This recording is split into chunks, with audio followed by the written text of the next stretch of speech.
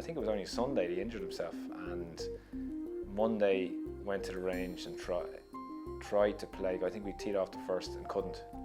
So then spent the practice days walking the course, just hitting a few chips and putts, and he was getting treatment on it 2 or 3 times a day. He was using, Phil Mickelson had a laser thing for treating injuries, which he was going into Phil's room and using that. And when we got there on the Thursday morning, he didn't know whether, it could be one shot and just walk in.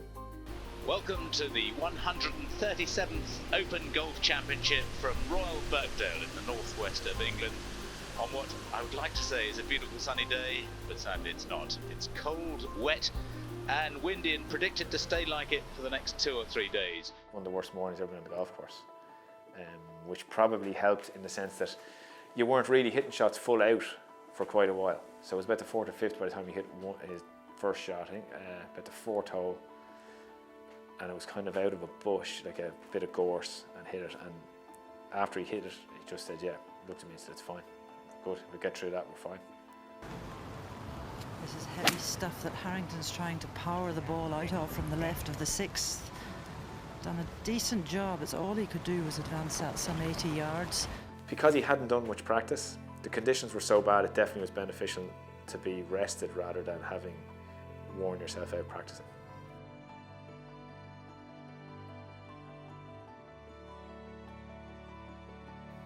Birkdale's a great golf course, but quite a bit in front of you. Like there was a couple of holes that you kind of needed to know, but we walked around with a couple of the Irish guys who were playing, and we watched different groups playing the holes. So we'd seen different ways of playing it, and again, I think when the form he was in at the time, and as good as he is playing links golf, it was okay. It didn't matter really how often he played the course. He knew how to play links golf.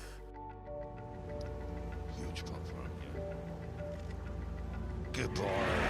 Good ball. So 72 for Harrington. He's lying second.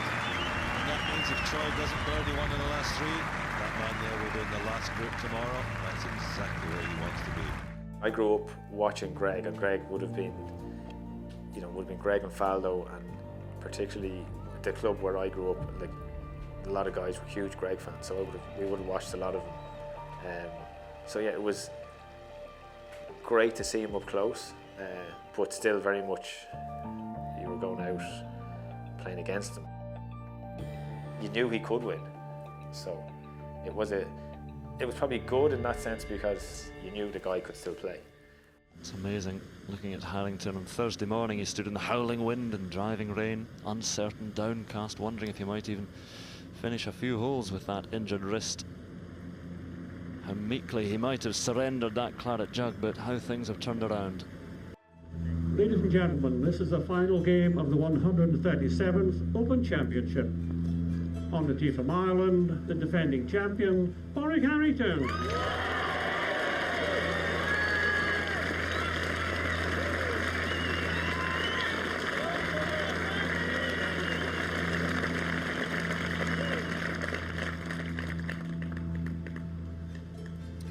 Padraig Harrington's probably hit more irons off the tees this week than anyone else.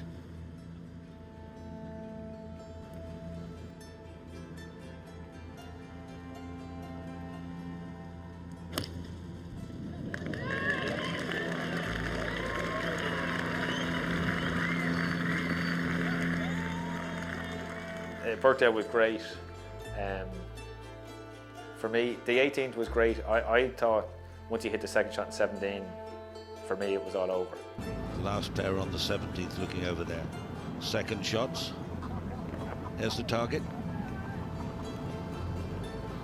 272 yards remaining for Padraig Harrington, and he's been very aggressive again. He'll have to start this one almost over the crowd on the left-hand side. He's going with the fairway wood, and that's probably trying to take out certainly that trap that's 20 yards short of the green, take that out of play. That's about the only place you don't want to be. It was 272 to the hole, and there was a bunker that was about, I think it was about 228 to carry the bunker. And that was once you carried the bunker short of the green, anywhere over that was fine. But I knew with the way the wind was, and 5 wood is his favourite club, so it was an easy decision for us to make. He'd hit it off the tee, he really liked it, hit it well, and it was sitting on a little downslope, so it was unlikely to get up in the air, which was the worry because it was a crosswind, and blow it out of bounds. But I did know, giving him the club, and as I stood there and he's practicing, that the whole world was saying, what are you doing? Hitting, like, what's he doing? Letting him hit a 5 wood. So there was an element of, yes, I knew that everybody at home would be shouting, what are you doing?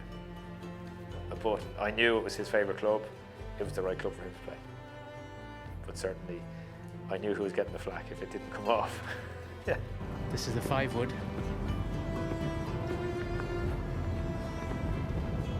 Perhaps he doesn't know where he is. He's 2 ahead. This is a bit of a risk in this way, don't you think? I would have thought so, yes. I mean, he's aiming into the grandstand virtually on the left. 2 shots ahead. Danger's up there on the right, Pete. Yeah, but there's also danger on the left if you go far enough left. It's on that bank.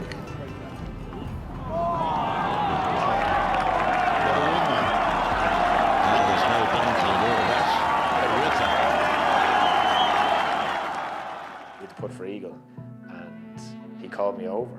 And I genuinely thought he was calling me over to say, I've just won the Open again, I'm going to win the Open. But he actually called me in to read the putt. So it took me a couple of seconds to get back in and realise that he actually wants to align on this.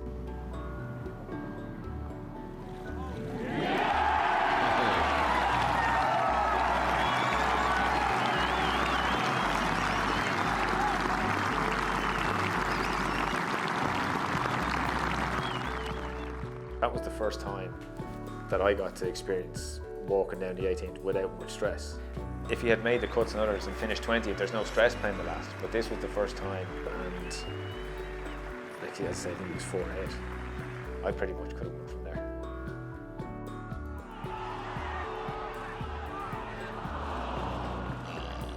No real anticlimax. Finished 3-4.